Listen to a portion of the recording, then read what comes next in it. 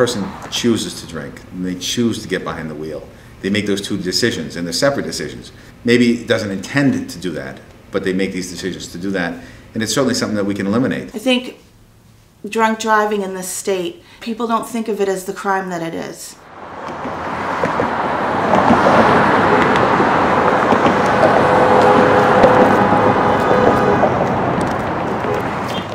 You plan for things in life. When you go out, you plan. You get a babysitter. Plan to get a designated driver. And for women who have children, you don't realize what you could kill somebody when you get behind the wheel, and you've been drinking. You could take a life, or you could take your own. So I don't want to say women. I just think women and men need to be more responsible.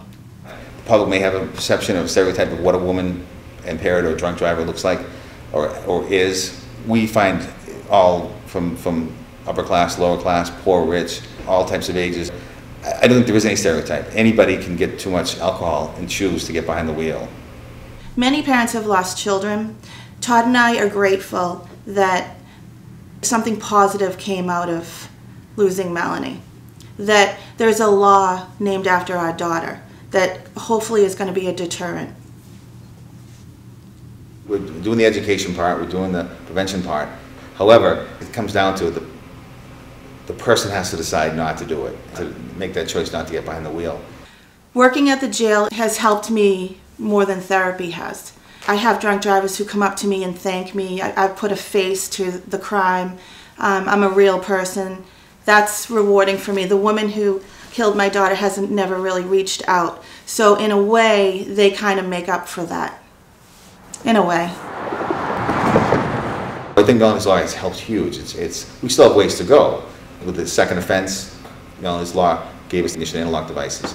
And now we're trying to make that, so if you're convicted for the first offense, you have that on there. And that would be a great tool to keep that first offender from making a second offense, because the car wouldn't stop. Melanie's law to us isn't about getting people in trouble. It's about saving them. It's taking them off the road and educating them, hopefully. I've been a police officer in Hingham for 17 years, and only one time I've had to make a notification to a family that their child was killed by a drunk driver. And that's something that changes you as a police officer. The goal is to try to never have to have a family go through that again, and never have to be the police officer that goes and makes that notification. So, and the best way to do that is to prevent the drunk driver from getting behind the wheel. If you can't prevent him getting behind the wheel, then you take him off the road through an arrest. I believe you're under the influence of alcohol. Time you are under arrest. Melanie's law is a beginning, but I think we have a long way to go.